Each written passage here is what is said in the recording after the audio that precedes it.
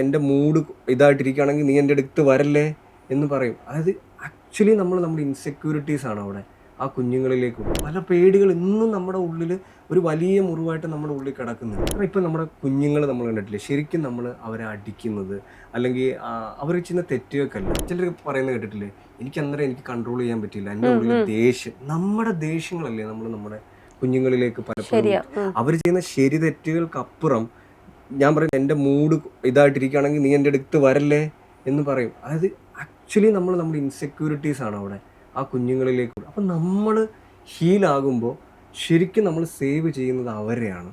അവരിലേക്ക് നമ്മൾ ആ മുറിവുകൾ എന്ത് ചെയ്യുന്നില്ല.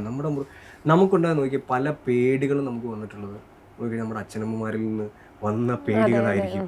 അവർ കുട്ടിക്കാലത്ത് മാക്കാച്ചി പോക്കാച്ചി എന്നൊക്കെ പറഞ്ഞ പല പേടികൾ ഇന്നും നമ്മുടെ ഉള്ളിൽ ഒരു വലിയ മുറിവായിട്ട് നമ്മുടെ ഉള്ളിൽ കിടക്കുന്നുണ്ട്.